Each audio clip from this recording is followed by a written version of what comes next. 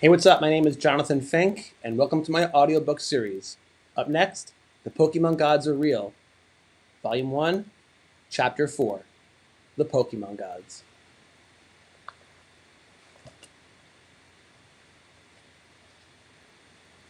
Every collector knows the Pokemon Gods, even if they never speak the name aloud. They are felt long before they are defined, recognized long before they are understood. They exist in the space between expectation and outcome, in that suspended breath between tearing a pack and revealing its verdict. They are the unseen arbiters of fortune. The Pokemon gods govern the great uncertainty at the heart of the hobby. They decide whether a booster pack yields brilliance or disappointment, whether cardboard transforms into treasure or remains stubbornly ordinary. They preside over centering, print lines, surface flaws, and all the tiny variables that separate glory from frustration. A perfect card can emerge from the most casual purchase. A long-awaited chase can appear flawed, off-center, and forever barred from perfection. Collectors learn this early. The gods are not sentimental. They do not respond to effort, longing, or perceived deserving.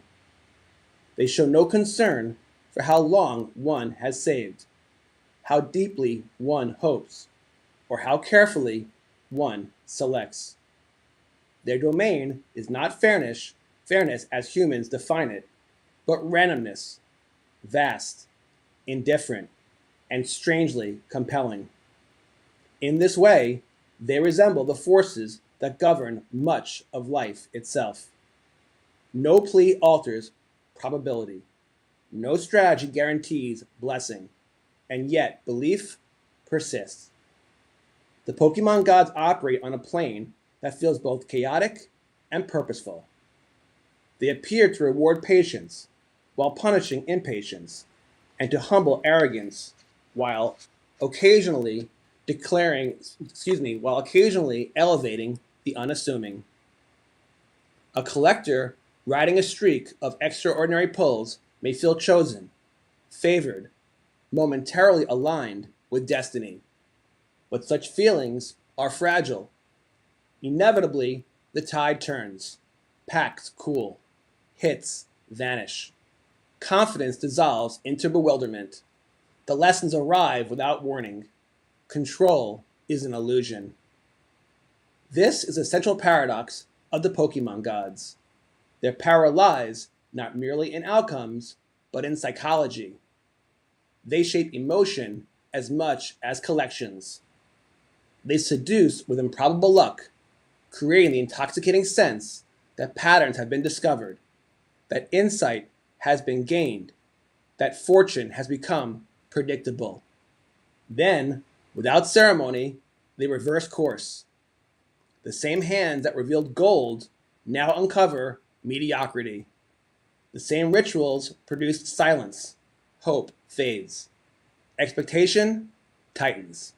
Reality intervenes. Every collector eventually recognizes the rhythm.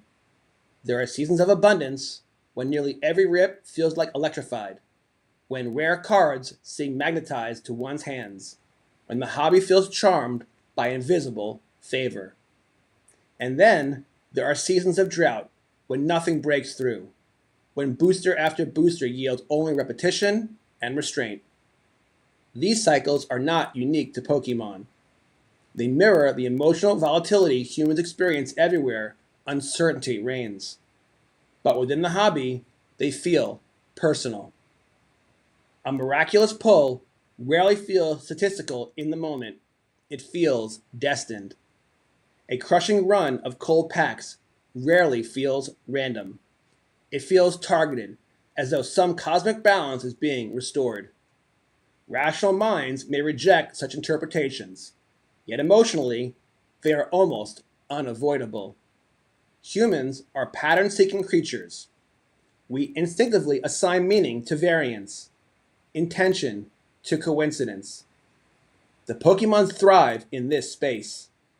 They are not born from probability, but sustained by perception.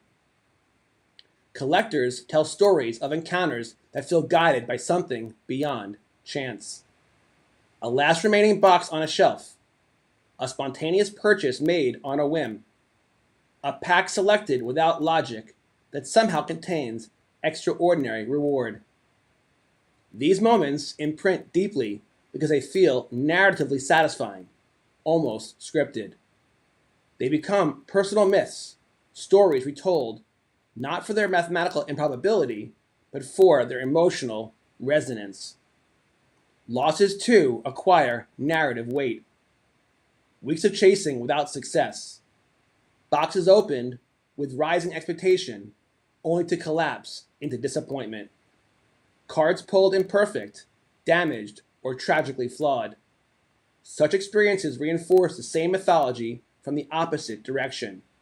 The gods give, and the gods withhold. Both feel meaningful. Yet, the Pokemon gods are not merely harsh or indifferent figures.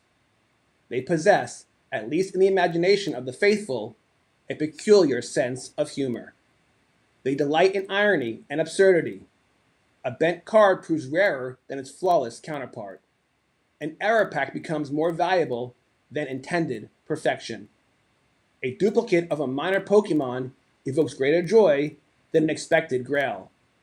These moments disrupt logic. They remind collectors that value is never purely mechanical, and that meaning often arises from surprise rather than design. The gods, it seems, enjoy confounding rigid expectations. They reward not only rarity, but the strange, the improbable, and the unforgettable, because surprise fuels devotion. The true function of the Pokemon gods is not to distribute trading cards, but to preserve mystery. Where outcomes, predictable, enchantment would vanish. If every box yielded identical results, anticipation would evaporate. It is uncertainty, carefully structured, yet experientially unpredictable, that sustains emotional engagement. Mystery is the engine of faith. Within the lived experience of the hobby, the gods feel undeniably present. To speak of the Pokemon gods is to acknowledge something fundamental, that collecting is an emotional experience shaped by forces beyond our control. That joy and disappointment are inseparable. That patience matters not because it alters odds, because it alters response. Respect becomes the rational posture towards randomness. Buy with discipline. Rip with awareness. Celebrate without arrogance. Accept losses without despair. Over time, seasoned collectors develop a quiet reverence for variance itself. They learn that streaks end, droughts break, and emotional equilibrium is the only sustainable victory. They come to understand that mystery never fully releases its hold on those willing to believe. End of chapter 4. Up next, chapter 5, Early Encounters with the Pokemon Gods. If you enjoyed that chapter, please smash the like button. If you really enjoyed it, please subscribe. Thank you so much. Appreciate you all so much. You guys take care.